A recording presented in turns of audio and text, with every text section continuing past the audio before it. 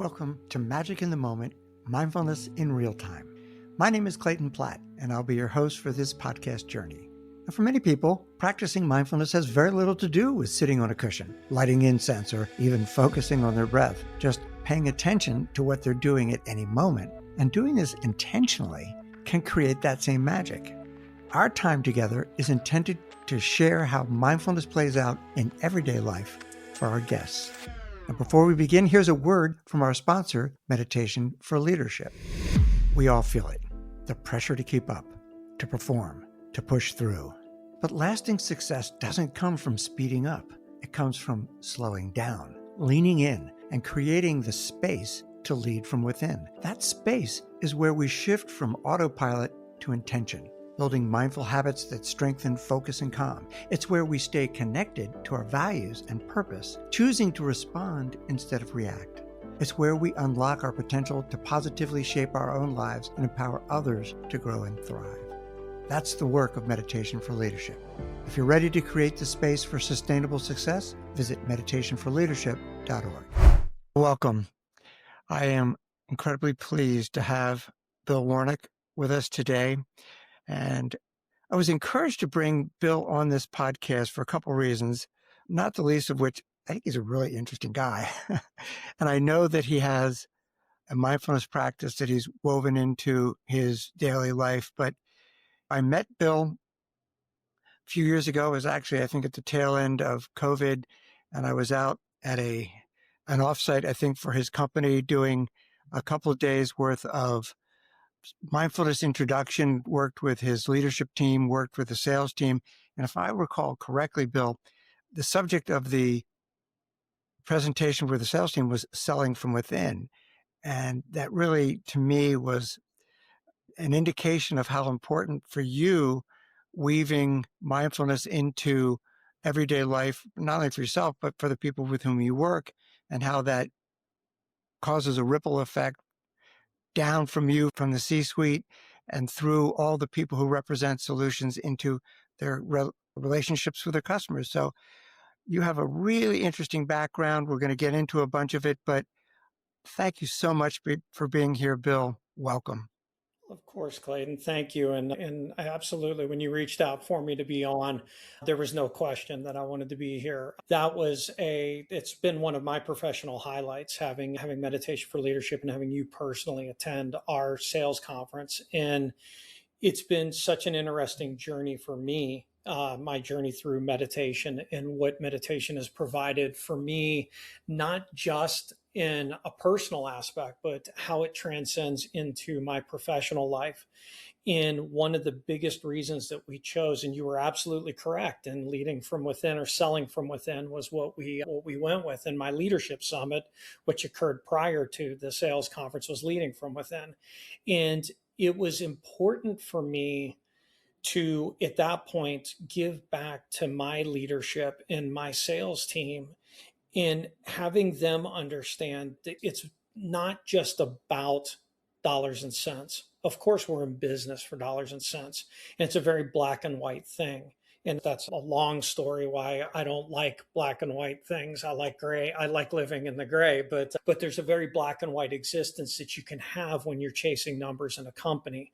But it was important for me for that time frame during that week, to instill upon my team that it's more than just dollars and cents. It's more than just black and white. We are human beings doing these things.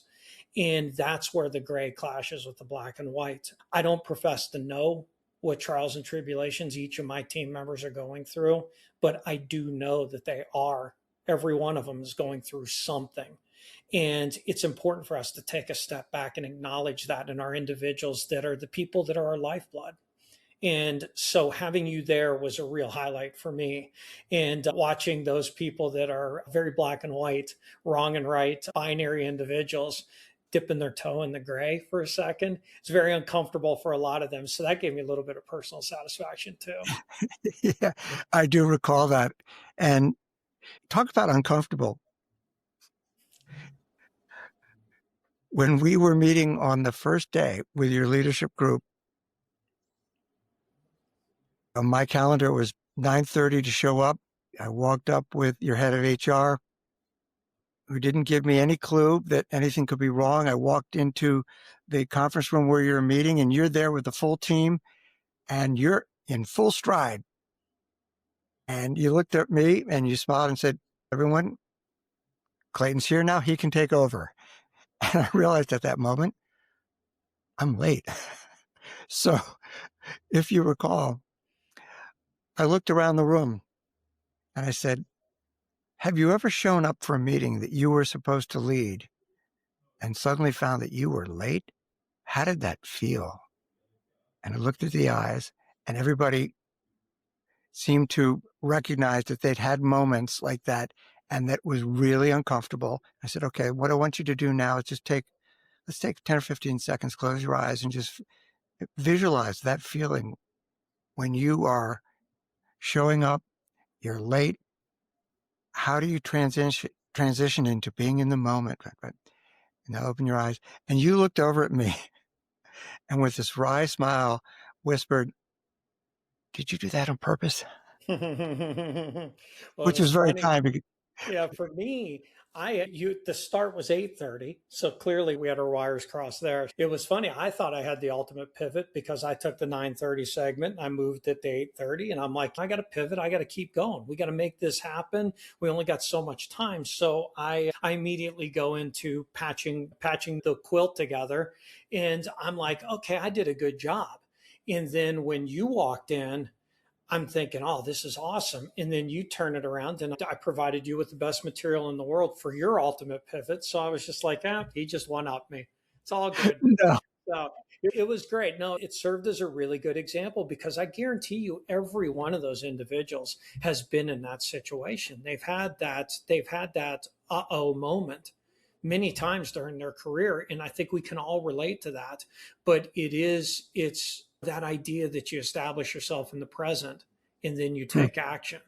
And it's you Yeah. acknowledge that you were late. You let everybody know you acknowledge that you were late. And so let's get on with it and let's Yeah. make it work for us. And it was good. that whole sense. And I have used that story.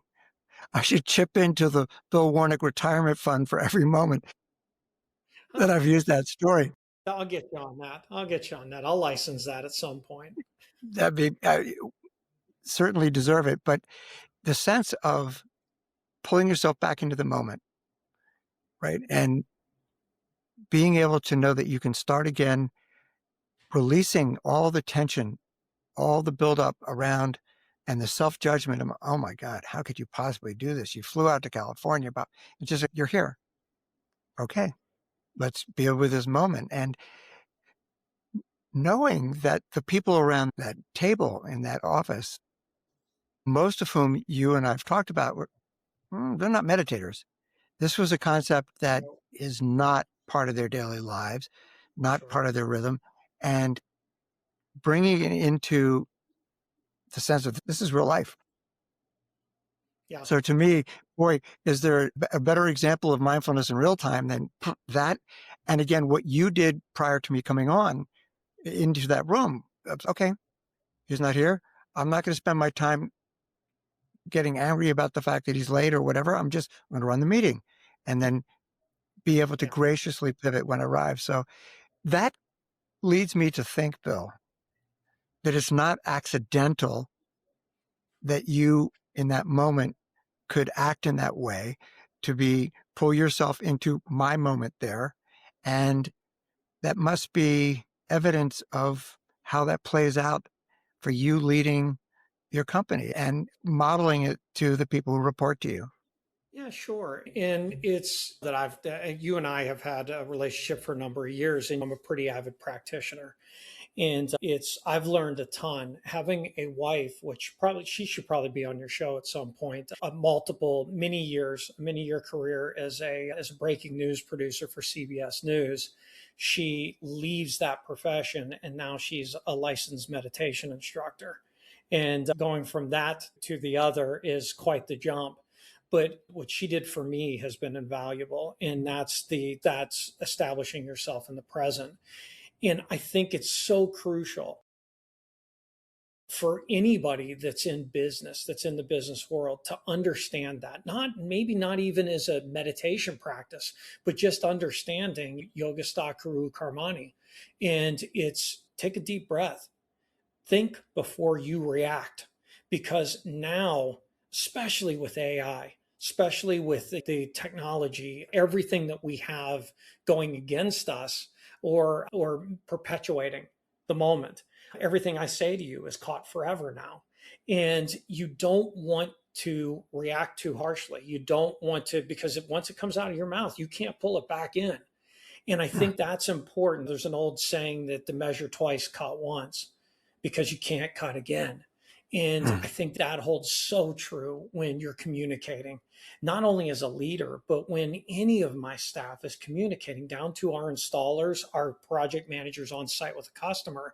It's more crucial that they get what they want to put across, that they get it done right, than it is for me.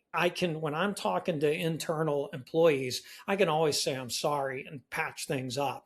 They can't sometimes with customers. So we all have to understand the virtues of being mindful, really being able to take a breath before you speak. Yeah, I was just thinking about that. Measure twice, cut once. That's such a beautiful expression and so meaningful, especially again, as you described it, the folks who work with you on the front lines, when they're with a customer, yeah, sometimes they can err and be forgiven, and that's fine. And bless the customer who does that. But that frequently isn't the case. And making sure that they have the wherewithal and the self-awareness to say, when I'm with this person, I am with this person. I'm not thinking about the family trip coming up. I'm not thinking about, I got a bad review last week. I'm just here to ask the right question and to listen and be present, to read the nonverbal cues. Oh, of course. Yeah. And you think about our sellers, and it's one thing that I talk a lot with our sellers about. I'm a recovering seller. So I was in sales for a long time. And when I sold, one of the mistakes that I'd love to say I saw it, but I actually experienced it. I made the mistake multiple times. When you've got a number, when you're chasing a number as a seller, a lot of times what you're looking for is you're looking for any indication that customer is going to buy. And when you get in front of a customer, especially an initial conversation, what you want to establish is you want to establish wants and needs. You want to know what that customer wants, the problems that they want to solve, and then what that customer actually needs. And so often we ask a question, and the second a customer gives us that one need that we're going to latch onto and sell, we're like, okay, now I'm going to start talking. It's the guys and gals that are really good at this understand how to ask a question, sit back and listen, be an engaged listener, really show an interest, because people want to tell you about themselves. People want to tell you about their problems. They want you to solve their problems. They don't just want you to solve one. And if you can resist the urge to interject your voice in and actually sit and listen, they'll give you 5 things, 10 things that you can solve, not the one that you want to grasp onto. So it's just an interesting lesson for sellers when you start talking to them about really active listening and then taking a breath and responding then. That sense of asking the right question, listening, reflecting back, and then asking what more, what else. Such That's a what I'm lost hearing art. from you, It's a lost right? art. Yeah, because I think what I visualize is the iceberg. And when you're talking about that first response with the kind of first yes, so to speak, the first need, the tip of the iceberg. And if, in the Buddhist sense, if we're grasping because we want that victory, we want that sale, we want that commission, whatever, we're going to go for that. What I hear from you is pause, maybe just shut up and let them keep going. It's funny. We always talk about the universe manifest. You manifest from the universe, and the universe will provide, but you got to let it. And if you just listen it'll tell you. And whether that universe is that conversation or that universe is your practice in your personal life or whatever, if you listen, it'll tell you. And it's in this day and age when everything's about now. Give it to me now. I want it overnight. I want it the same day now. I want everything now. It's truly a lost art. Listening and then in absorbing everything and then thinking about it, because it's a lot of times the problems expressed. They're not the root cause. They're not the actual problem. They're symptoms of a problem. And if you can get enough symptoms in there, you can knock down 10 things that are wrong, solving one problem. And that's just efficiency. It's such a lost art these days. Yeah. You know, this also makes me think about, so yes, being able to ask the right questions, shut up and listen, and allow the person to share more and more, that opens up the possibility of providing a whole lot more in terms of solutions that you would have missed if you just grabbed that first one. And at the same time, establishing that sense of, I'm really here to solve your issues, to serve you. That's where our relationship will be built. That's where the trust and your sense of connection with me will be, oh, I had a need. You really took the time to uncover not just the superficial, but the deeper. You asked more, and then you let this develop and germinate. And I think in many respects, this ties back to one of the things you and I were talking to about your work internally, being a servant leader, as opposed to, right, you have huge responsibilities and responsibilities for people to whom you report, but internally, you have a mission. Sure. And We see it all the time in business, in the business world. And it's funny. I think we all have a tendency when we think about what podcast am I going to listen to or what podcast am I going to watch? It's always with somebody famous or it's always some business guru or somebody like that. There's a lot we can learn from everyday people. And it goes back to that. We just have to listen. Part of being a servant leader, and I use that term, I picked my terminology with some consideration. I'm not throwing it around.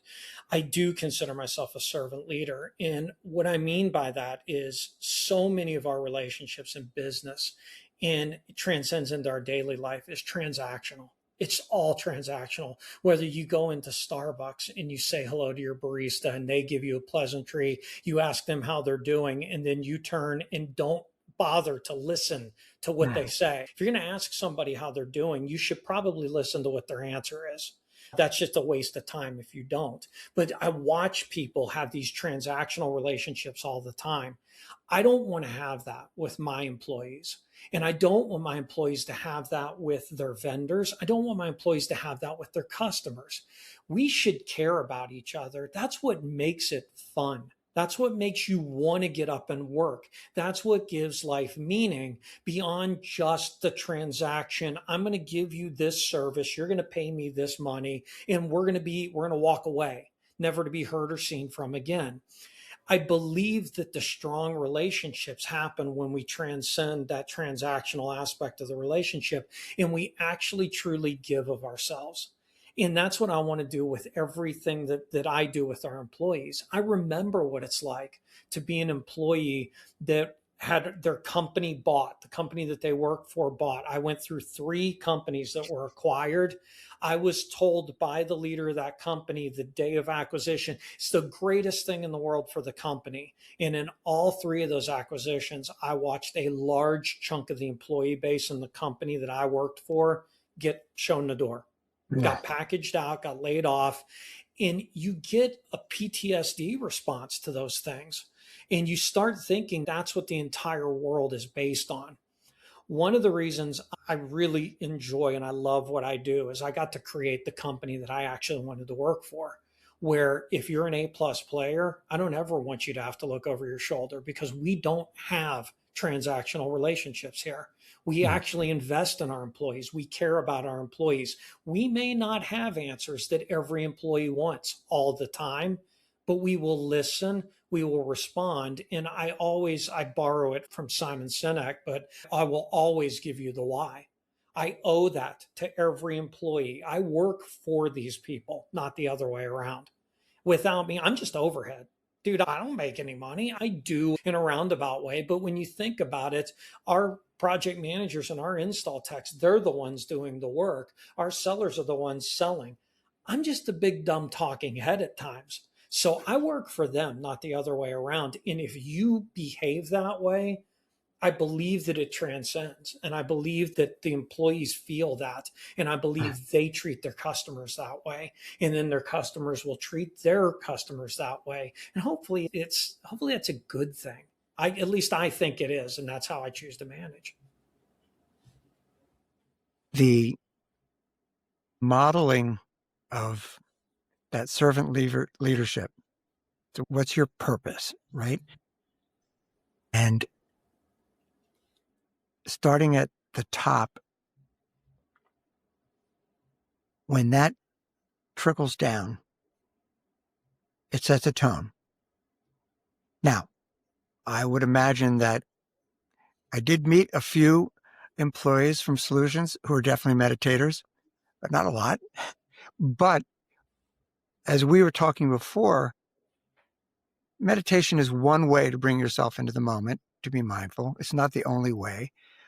But when people who report to you see you making the effort to be, I'm here and I'm going to share my intentions. These are my intentions. This is what gets me up in the morning. This is the added value I believe I'm bringing to all of this. And sometimes it's just style. Sometimes it's that North Star, that mission, that why. Why are we doing this?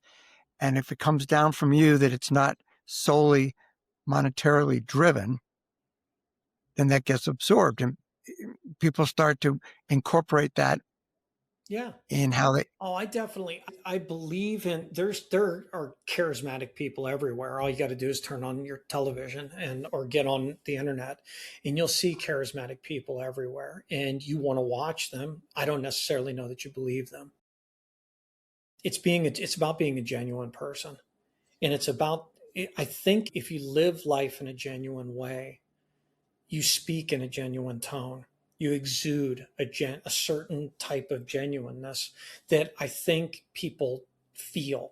As a musician, I felt that a lot. It was so interesting, so much about my business acumen, so much about my personal belief system came from being a professional musician for a number of years. And I always noticed that it was amazing to me when if we had as a band, if we had an argument and we weren't in a good place with each other, everybody in that crowd knew it.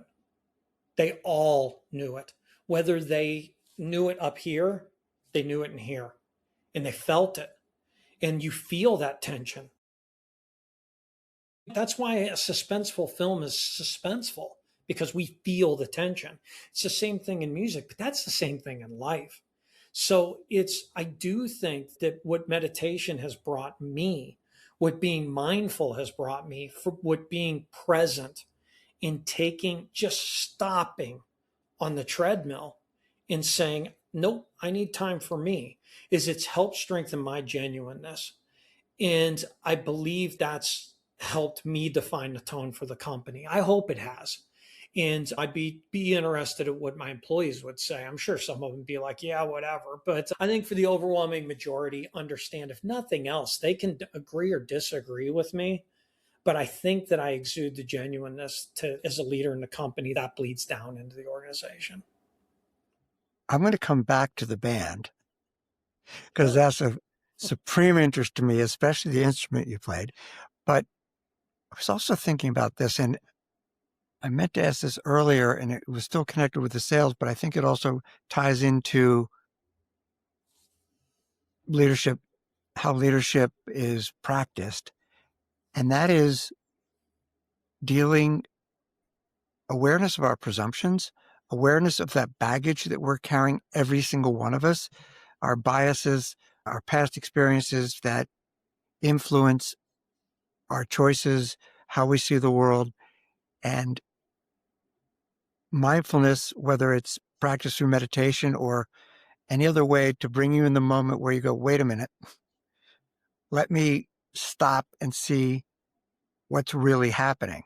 And sometimes that takes a bit. And in your world, it's so fast paced, finding the ways to breathe, take that moment and catch those presumptions before they take over. That's really hard.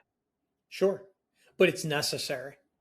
I know now the days when I don't practice, if there's a day when I'm rushed, if I've got a super early flight to catch or something like that, and I'm like, I'm not gonna get up at 3:45 when I got to get up at 4 a.m. to catch a flight because I can't spare that 15 minutes of sleep. I can't substitute 15 minutes of meditation. I know it. I know when I don't practice, I'm more agitated. And to being able to calm down, it's the feeling that you're it's snow globe. It's a snow globe analogy where I'm the constant inside the middle of the snow globe and I'm watching everything swirl around me and I don't care because I'm the one thing that isn't moving. And I think that there's a power in that. You get firmly seated. And especially when your life is super fast paced, you've got to be connected to the ground somewhere. And I think that's where my practice comes in for me. That sense of recognizing the difference in those days when you're practicing and when you're not. I certainly feel that myself. And that commitment to say every single day, I'm going to meditate at some point. I'm going to try to do it in the morning. It makes a big difference when I do it in the morning because it sets the tone and the intention. And I can tell, just as you mentioned, sometime during the day, it'll show up. And it's more about sticking to the commitment and the practice. It's a reminder. I've sat for 15, 20 minutes, whatever. It's that reminder. That's why you're doing this. So sometime during the day, the impulse to say something to someone who's pissed me off. Oh, what? Because Oh, I've, 100%. right? That awareness muscle's been strengthened. It goes, yo, dude, slow down. As you said Mm-hmm. right from the beginning, watch what you say. You Yeah. can't take that back. You can try, but the damage is usually done. So why don't you, It's right? funny. There's something I'll say something here that I probably wouldn't admit otherwise. You're going to you're going to put it out to the world anyway. But I'm a superstitious guy. And there's certain things that I do. I through my frequent hand motions, you might have noticed I do have a lot of bracelets. I have a watch. This is my spiritual side. This is my materialistic side. But I take my wedding ring is always the last thing I take off. It's always the first thing I put back on. I'm just very superstitious that way.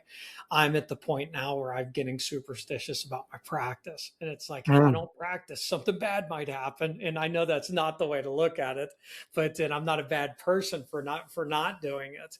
But I just notice it's if I want to put my best foot forward, it's always great to start out my morning with my morning practice. The one that it's funny because the one that I find is the most helpful is the one I do the least. I can always get in my morning. I get in my practice right before I go to bed. It's that one in the middle.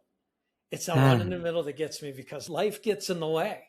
But I notice that if I can do just a simple practice before a meeting, especially if it's a meeting where I have to have a hard conversation, where it's Mm. got to be delivering bad news or whatever, I box breathe.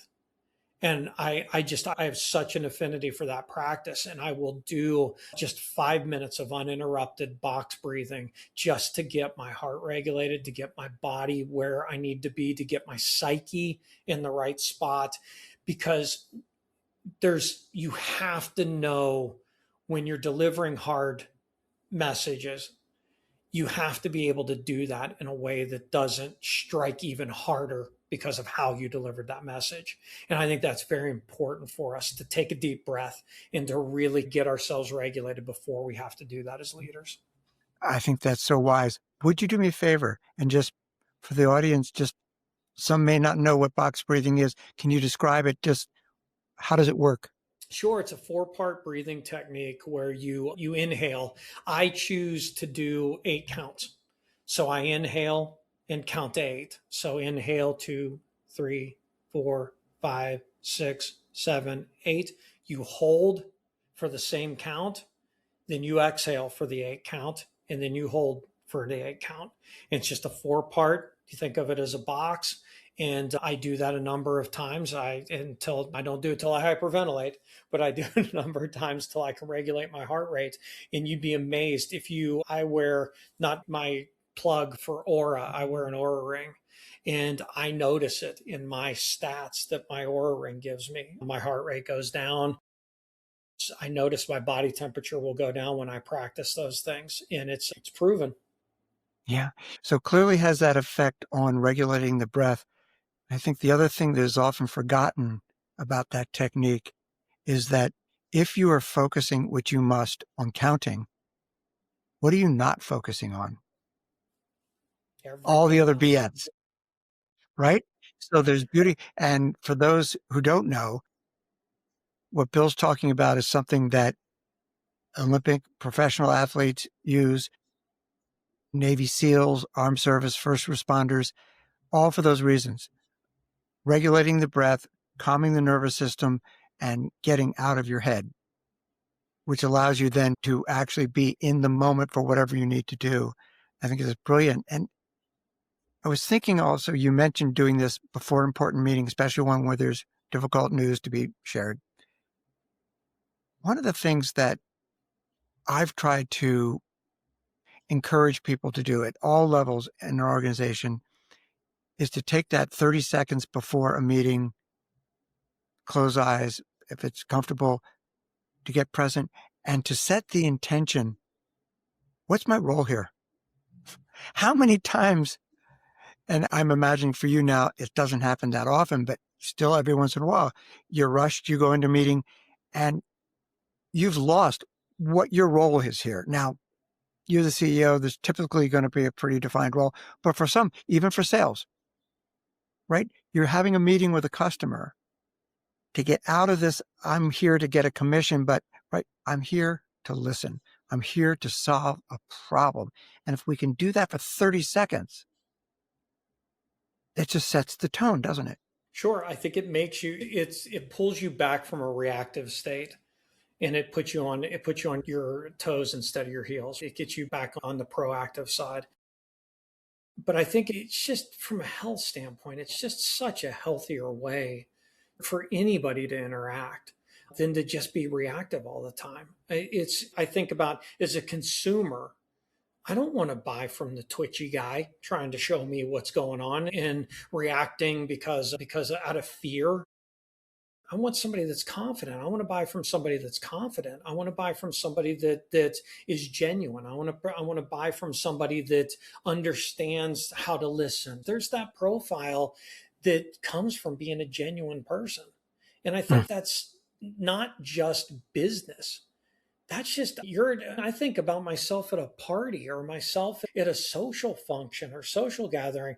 I don't want to be around somebody that's twitchy. I don't want to be around somebody that's constantly reactive or has to be right all the time. Oh my Lord, if I had a dime for every time I was around somebody that didn't understand the consequences of constantly being right. And that could be a whole episode. So I won't go too hard into that one. But I think man, we only get to live life once. I want to live the most interesting version of life I can. And I want to live it as genuinely as possible. And I want to surround myself with people that are as genuine as possible. And I don't have time anymore. I'm too old to worry about people that are all style and no substance. You said you want to live an interesting life. And I'm telling you, you do, and you have. So I'm going to take you back to Dharma Sons. when we first met, you told me, yeah, before this, I played in this band and we played in some pretty big arenas. And I'm like, are you kidding me? And I listened to you on Spotify and went, yeah. I said, first, when you described it, I'm not sure that's my style of music. And I listened and went, oh, yeah. Oh, yeah. It was solid musically and rhythmically and lyrically. And so, first of all, I'd love to hear the story of how you got into that, and then perhaps how that the rhythm of drumming plays out from a meditative standpoint. Sure. Yeah, I think I've told you in a conversation in the past. I think my first form of meditation was probably playing drums. But I started playing drums at a very young age. And I started out, I learned to play drums. I learned to play the kit playing jazz as a kid, playing in high school and in middle school jazz bands. And I never thought that it would be anything that I would make a career of. In fact, I went to school because I wanted to be a profiler. So I have a degree in psychology and political science. And from University of Pittsburgh, if I can plug my alma mater, go Panthers. But I never thought in a million years I would be playing music professionally. My junior year in school, I ended up going and seeing this band in a club, and they were looking for a drummer, and got hooked up with a buddy, that the bass player, who is still my best friend in the world to this day, who was in a rival fraternity of that I was in school. And I ended up hooking up with him, and I auditioned for the band, got the part as a drummer in this band, and found myself last 2 years of college touring around the East Coast through the Midwest in a touring band, and had an absolute blast doing it.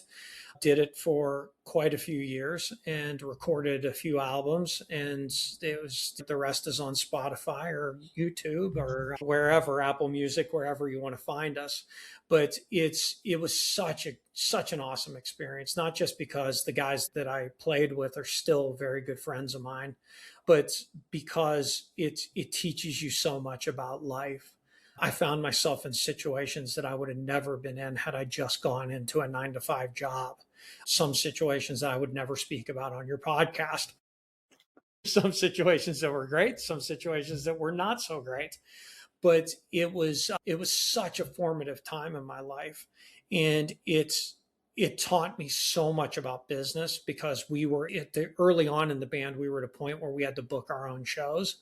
So I was booking, which taught me how to sell. We were following through, which taught us how to be good at the jobs, how to get there and deliver a product, ask to be paid, shake hands, and leave. Don't be prima donnas. Don't walk in and ask for 18 things on your rider. You go in, you got a job to do. And this is how I always approach playing: was I walk in, I set up, I blow the doors off the place, that was our intent every time we set foot on stage, was to blow the doors off the place, and then say thank you to the club owner, say thank you to the sound man, get paid, leave, and go on to the next one. And it was rinse and repeat, but I got to see so many cool parts of the country. I got to meet so many interesting characters, as you can imagine.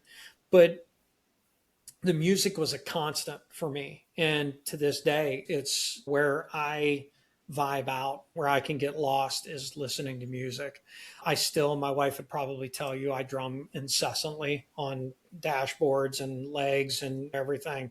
I still do that. I still have a drum kit set up in my house. I don't get to play as often as I would love to, but I do still, it still holds a spot near and dear to my heart. But as you mentioned, drumming was the first real form of meditation that I didn't even realize it at the time. And I think that was something that you and I talked about in our intro conversation to this, was I think that people don't get that there's practices that everybody does that are meditative. It's not meditation. It doesn't have to be meditation, using my quote fingers, but it's meditative. Some people fish, some people golf, some people go to the casino and sit in front of a slot machine. There's meditative stance that we all have to certain things. For me, it was music. For me, it was drums. For me, it was getting lost in that. And it's funny because I still feel now there's a performance high that I still get doing this job when I get in front of the team. And I find it fascinating when I'm around people that get nervous getting on stage, because do I get nervous? I guess I probably do, but I get more excited to get on stage now. I've always have been, but I get more excited to get on stage now than I do get nervous. It fascinates me when I see people genuinely get nervous and their heart starts racing when they have to get up and present in front of people, because to me, it takes me back to that performative aspect of that music meditation for me. So it's still just such a major part of who I am and what I do now. Yeah. A couple things that sense of who gets nervous, who gets excited, and virtually everybody I know, whether it's speaking or performing, playing a big match or whatever, you have nerves. And my interpretation of that is your body is sending you a message. How do you interpret that message? Over time, what I realized early on was, oh, this is important, right? So you can take that, this matters. That's why, right? So I think people who have stage fright, and again, that's human, it's very common, they're feeling that and they're interpreting that as, oh, goodness, I'm not ready. There's something wrong. And I flip that around and say, you interpret it as you will, as I do. And I think you've said it. This is exciting. This is my opportunity. I care. If I didn't care, my heart wouldn't be racing and it wouldn't matter. And then the thought of drumming and the mindful, it's meditative in that rhythm. It pulls you right into that moment. The only thing that you can sense is the movement of your hands, the feeling of, if it is a drum with the stick hitting the head, and the ability to stay relaxed in that zone is what allows you to perform difficult rhythms without, again, getting tied up, but feeling how does this fit into what the other musicians are playing, or if you're playing by yourself. That, to me, I want to get back to, for you, how did that play out? And am I accurately portraying what you might have been feeling as you're performing? Sure. There's that's you hit at the end there, you hit on the band aspect of it. And the band aspect is to me analogous to the fact that we're all a part of a society, whether it's our family unit, whether it's like the company we work for, whether it's just society in general. We all play a small part in a bigger orchestra, and that's life. And I think that's a pretty major thing for all of us to keep in mind. We're not bigger than the whole. We're a part of it. And I am the universe. The universe is me. And I think that's a really cool thing that you bring up, is the fact that you're part of a team and you have to work in harmony. Sometimes you're not harmonious, and you have to get back to that harmony. That's where you feel the best. But for me, there is not a thinking aspect of playing drums. The funny thing about it is I don't think I could teach you to play drums, because when I sit down behind a drum kit, it makes sense to me. I know it doesn't make sense to a lot of people, and I don't know how to teach how something makes sense to you. But what I would tell you is that one of the coolest things that I learned about life in general, I learned about playing drums, and that was when you learn to play a drum roll. And people may or may not know, when you play a drum roll, there's a thing called a single stroke roll. There's a thing called a double stroke roll. Double stroke roll is where you have the stick bounce twice. Every time you put a hand down, the stick bounces twice. So instead of it going dot, it goes dot, da da da da da da da da da da da da da da. So now you've got double on every movement.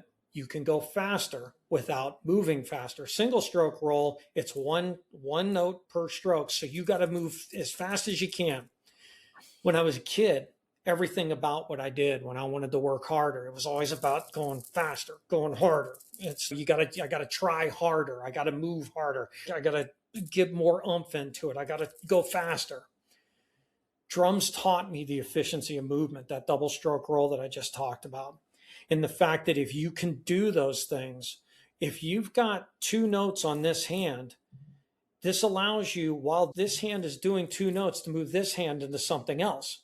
So now you've got efficiency of movement all across the drum kit. This is something that drummers learn. Life is so much like that. And the fact that if you try to squeeze harder, to grasp that harder, to want harder, it just slips through your fingers. You got to relax. You got to, going back to the beginning of our conversation, taking a breath. When you relax, when you don't go from a place of such desperation to get to the next level, you'll find that the next level will come. It'll get there, and it's so much easier, and it makes so much more sense because you didn't want your way into it. You didn't force your way into it. You didn't push your way into it. You didn't muscle your way into it. You sat back and you let it happen. And that is such good life teaching, knowing that. And that was something that really, I was very fortunate to learn that very early into adulthood, because man, I wish I could have had it as a kid. It saved me a lot of tears in band class trying to learn a drum roll, right? But once I really learned, you can do things faster, you can grow faster, you can do better if you relax than if you're really forcing your way into it. It's trusting, right? It's trusting the moment, and it's also being rather than doing. And that's what I was sensing, is like that when you relax into it, you trust it. You being in the zone is just allowing what you've practiced, what you've rehearsed to come forth. But there has to be that trust element. When we force it, we've seen that on stage when an actor or an actress is forcing it. You feel like, you can hear it in someone singing. When they're singing naturally, there's a purity to it. When they're forcing it, there's an edge to it. Now, sometimes that's going to be appropriate, but typically not, depending on the type of music. Yeah. So but it brings back a lot of memories for me as a one-time drummer, and knowing when I got over that sense of trying to force it, and then and in a band, feeling what the other musicians were doing and knowing I was serving them. So my job was to basically set a tone, keep a beat, and notice if I was getting a message, that then be there and do this naturally, right? Yeah. But it's such a metaphor for life too, because you think in the same sense that it's like an actor, an actress, a musician, when they're forcing it. It's the same thing when you're having a conversation. It's the same thing when you meet somebody. It's so fascinating to me, I think, and I could geek out studying this, how your unconscious deciphers. And there's things you don't even understand why you don't want to hang out with that person, but your psyche does. Your subconscious understands why. And it's because that person may just be forcing life. Maybe you just don't mix with that person. And I think it's just fascinating to me. And why waste your time going through life with people, around people that you don't gel with, or that when you can be around people that you do, and effortlessly. Yeah. Allowing those connections to inspire your best self to emerge. And the people who inspire that are the people you want to be around. And then you're going to be sending out that same message to them and to the rest of the world. Yeah, I'm here to allow you to be the best version of yourself. I was just thinking, though, getting back to that sense of trust in the moment and relaxing, there's something else that you've taken up recently that requires a sense of being in the moment, of trusting, of balance. You are a surfer. Tell me about that. Yeah, it takes an immense amount of patience, which I seem to have a shortage of at times. But it takes humility, and because it's the ocean is very powerful, it will definitely put you in your place. Yeah, I live in Carlsbad, California, just north of San Diego, and my wife and I moved down here from Los Angeles a couple years ago. And we noticed that when a lot of my life was revolving around work, she's like, you got to get yourself a hobby, dude. You got to get out. You got to do something for you. And it was either golf or surfing. And I'm a horrible golfer, and it would have been insanely frustrating for me to try and learn to golf. And I was attracted to the fact that surfing was something I'd never tried before. And I'm like, let's do it. I was fortunate enough, the keynote speaker that served the same role that you served a few years ago for our company, keynote speaker last year for us, who became a friend of mine, was a gentleman that won Mavericks, which is the ultimate big wave surfing championship that's held annually. He won Mavericks in 2010. And he agreed to be my surf instructor. He lives close to me when he's in the States. And so he took me out, and I ended up my first time surfing. I guess I should digress for a second. My first time surfing was in Costa Rica with my wife. I was in Tamarindo, which is amazing. It's beautiful. It's there in Waikiki are like the two best spots for beginner surfers because the sets just continue to come in set after set. And so that's where I went. And I was fortunate enough to get a very good instructor there. And I was on a 10-foot board, which is pretty much like surfing on a boat. So I got up quickly and I was like, I can do this. I can surf. Now that I'm out there, and I have a 9-foot board that I surf on now, it's amazing what a foot does. That 1 foot difference means a lot, but it's humbling. It's powerful.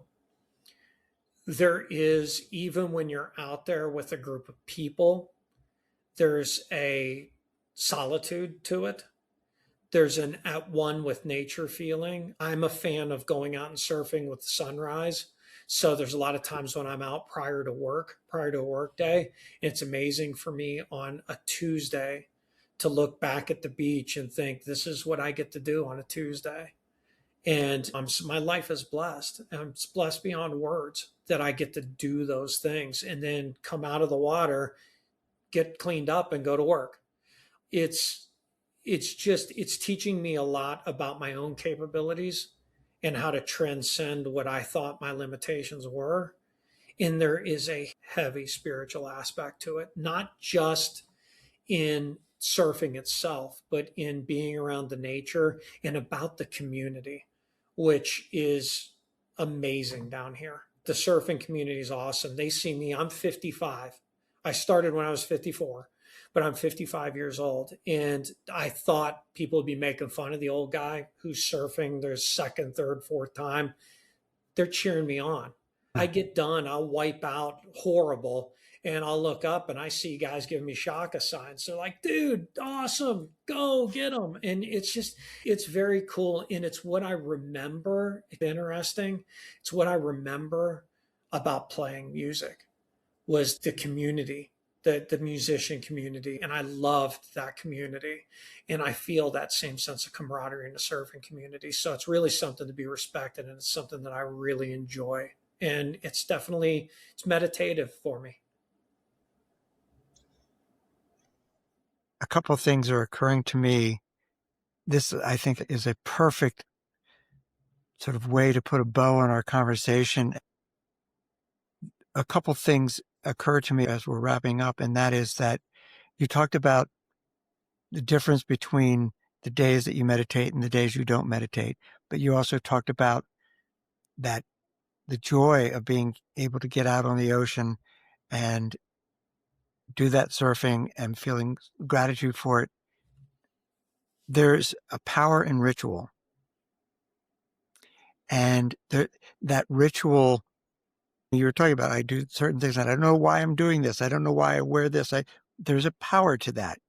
And part of that power is that it's reinforcing for you decisions, intentions, It is helps reinforce habits and good behavior.